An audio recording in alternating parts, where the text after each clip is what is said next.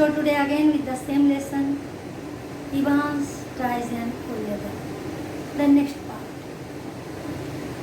Children, if you remember, then in the previous class we have read that governor heard on the receiver McLeary's broad Scots voice, louder Scots voice. So today we are going to read what was the voice of McLeary, what was he going to tell. Shall we see? Will you please stop writing a wee while, Mr. Evans, and listen carefully. Candidates offering German 0211 should note the following correction. On page 3, line 15, the fourth word should read golden, not golden, and the whole phrase will therefore read Zum golden Loen, not Zum golden Loen. I'll repeat that. McLeary told Evans that Evans, you please stop writing for some time, because the candidates who have offered the paper 0211, they will have to correct one word. McLeary told that in line number 3, on page number 3, in line number 50, the word fourth is golden, and this is wrong. So you have to correct it, and in the place of golden, you have to write golden. Then the whole phrase will be Jung goldenen Loen, and earlier it is Jung golden Loen. So McLeary instructed Evans to correct the word golden. In the place of golden, he was instructed to write the word golden. The governor listened and smiled. He had taken German in the sixth form himself, and he remembered all about the agreements of adjectives. And so did McLeary. By the sound of things, for the minister's pronunciation most impressive. But what about Evans? He probably didn't know what an adjective was. So children, actually, Jung goldenen Loen means, Jung means here to the, golden means golden, Loen means lion. So this is to the golden lion, and earlier it was to the gold lion. So children, lion is noun and gold is also noun. So this is incorrect. Lion is noun, so before lion we have to use adjective, and gold is not adjective. What is adjective? Golden. So the correct phrase will be to the golden lion. When the governor heard this, the governor smiled. Why? Because he himself, when he was in class 6, form means student, form means class, then he had taken German language. So he knew the rules of adjective. He knew the agreements of adjectives. And he thought, McLeary also knows. McLeary has also the knowledge of adjectives, because he was greatly impressed by the impressive pronunciation of McLeary. So he thought McLeary has also knowledge of German language. But he thought about Evans. That what about Evans? If Evans knows the adjective, if he knows the rules of adjective, if in real sense he has read the German language, if he is going to appear in the exam genuinely, this question came to his mind. The phone rang again. The magistrates called. They needed a prison van and a couple of prison officers. The remand case. And within 2 minutes, the governor was wondering whether that could be a hoax. He told himself not to be so silly.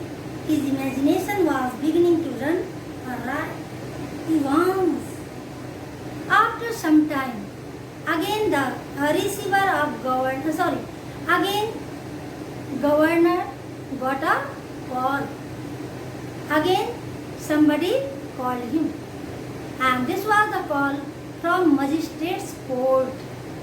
Actually, they needed one prison van and some prison officers because one person was to be sent from court to custody. After he received call, he thought for some time that maybe this is not a genuine call. Maybe this is a hoax. Maybe this is a trick played by Evans. But again, anyway, he assured himself. He consoled himself. He thought, oh my God, due to Evans, his imagination is going to be wild, out of control. Evans. For the first quarter of an hour, Stephens had dutifully peered through the peephole at intervals of 1 minute or so, and after that every 2 minutes. At 10:45 a.m., everything was still alright as he looked through the peephole once more. It took 4 or 5 seconds, no more. What was the point? It was always more or less the same. Evans, his pen between his lips, sat staring straight in front of him towards the door, seeking, it seemed, some sorely needed inspiration from somewhere. And outside the cell of Evans, Stephens was performing his duty very devotedly. For first 15 minutes, continuously, at the interval of 1 minute, he looked through the peephole. After some time, he looked through the peephole at the interval of every 2 minutes. But whenever he looked through the peephole, he found almost the same thing, same condition, same situation. He saw that always Evans had his pen between his lips, and continuously he was staring at the door of the cell. It seemed as if he was seeking, he was searching, he was in search of inspiration, motivation, help from somewhere so that he could write the exam. As always he saw the same thing, so he thought that what is the use of looking through the peephole every time, because always he sees the same thing. So he thought there is no point in looking through the peephole every time. And opposite him, McLeary seated slightly askew from the table now, his face in semi-profile, his hair, as Stephens had noticed earlier, anxiously clipped pretty closely to the skull, his eyes behind the paper lenses, peering short-sightedly at the church times, his right index finger hooked beneath the narrow clerical collar, and the fingers of the left hand, the nails meticulously manicured, slowly stroking the short black beard. Now this is the description of McLeary, who was sitting just opposite to Evans in his cell. McLeary's face was not fully visible as he was not sitting straight. His hair was closely cropped but not skillfully. It was cut, it was clipped unskillfully, and Stephens had already seen it earlier. Now he had put on spectacles with round lenses, and he was reading the newspaper, the Church Times. The index finger of his right hand was at his clerical collar, and his left hand fingers whose nails were very beautifully, neatly clipped, trimmed,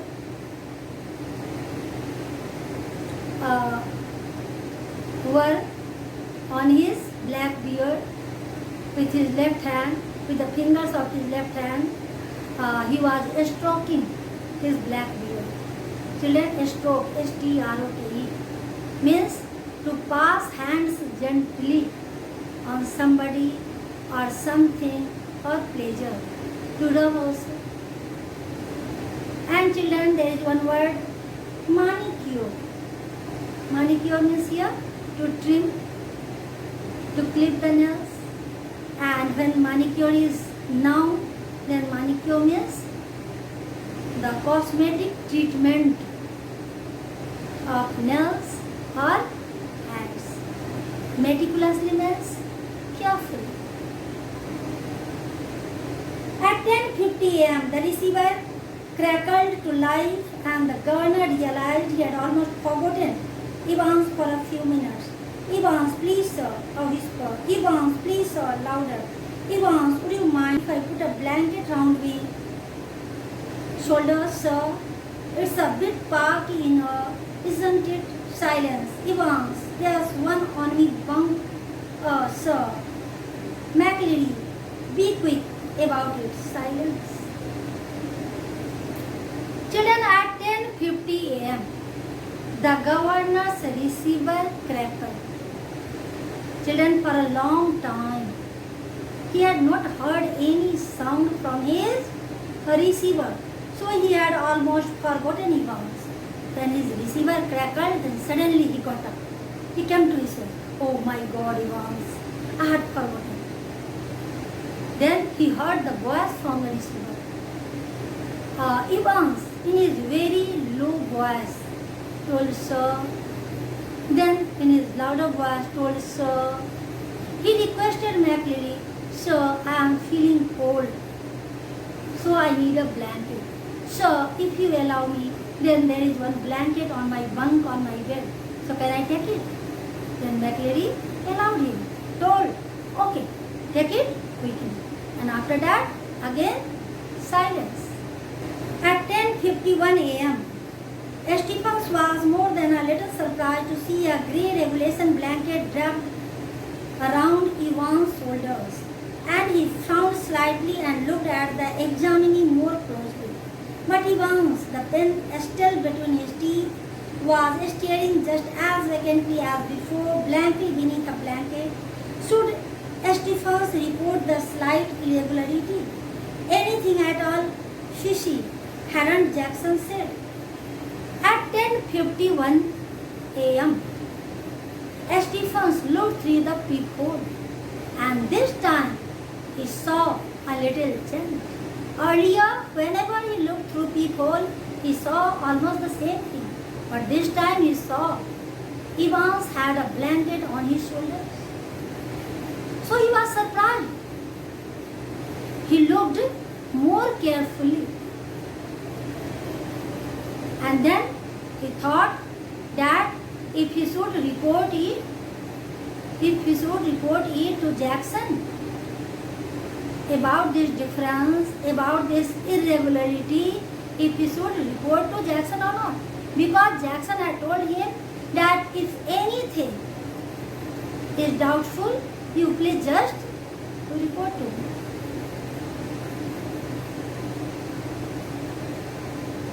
He looked through the peephole once again, and even as he did so, Evans pulled the dirty blanket more closely to himself. Was he planning a sudden Batman leap to suffocate McLeary in the blanket? Don't be daft. There was never any sun on this side of the prison. No heating either during the summer months, and it could get quite chilly in some of the cells. Stephens decided to revert to his earlier every minute observation. Children, although there was blanket over his shoulders, but the condition was same, in the same way. As usual, his pen was between his lips, between his teeth, and he was staring at the door. Once again he looked through trip before. Then he found this time he had pulled the blanket more closely. Then for some time he had doubt. He thought that if, like a Batman, he wanted to jump and suffocate McLeary, kill McLeary. But when just he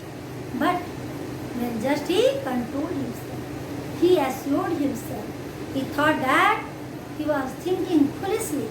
He had become mad, always thinking about Evans. The matter is not so. Because he thought that in some of the cells, particularly the cells of this part, had no heat of sun. Even in the months of summer, these cells couldn't get sunlight. So it was natural that Evans was feeling cold. And he decided that, like earlier, again he will start looking through the peephole at the interval of 1 minute. At 11:20 a.m., the receiver once more crackled across the silence of the governor's office, and McLeary informed Evans that only 5 minutes remained. The examination was almost over now, but something still gnawed away quietly in the governor's mind. He reached for the phone once more. At 11:20 a.m., again the governor's receiver crackled, and this time he heard McLeary's voice. McLeary was telling Evans that now 5 minutes are left only.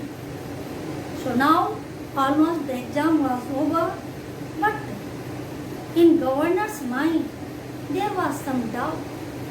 Something was worrying governor, was bothering governor.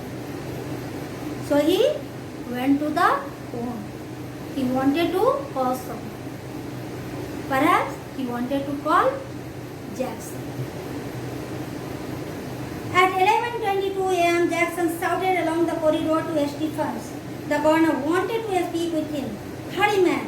Stephens picked up the phone apprehensively and listened to the rapidly spoken orders. Stephens himself was to accompany McLeary to the main prison gates. Understood? Stephens personally was to make absolutely sure that the door was locked on Evans after McLeary had left the cell. Understood? At 11:22 a.m., Jackson shouted through the corridor. He told Stephens that, "Stephens, governor wants to talk to you. Please talk to him immediately." Stephens received the call and he was ordered rapidly. That was a rapid order, quick order. He heard that on the phone someone was telling him, perhaps the governor was telling him, that after exam he has to drop McLeary himself up to the prison gate. And he himself has to see that the cell of Evans was locked properly. He has to be very careful about it. He has to assure that the cell of Evans was locked properly. He got this order from the phone. At 11:25 a.m., the governor heard the final exchange. "McLeary, stop writing, please. Silence. McLeary, put your sheets in order and see they are correctly numbered." Silence. A scraping of chairs and tables. "Evans, thank you very much, sir." "McLeary, all right, was it? Evans, not too bad." "McLeary, good." "Mr. Stephens." Very loud. The governor heard the door clang for the last time. The examination was over. At 11:25 a.m., again governor's receiver crackled. He heard the sound of some exchanges.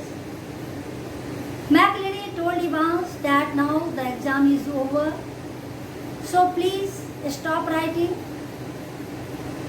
You please arrange your answer sheets and see that the numbers of pages, numbers of answers are written properly or not.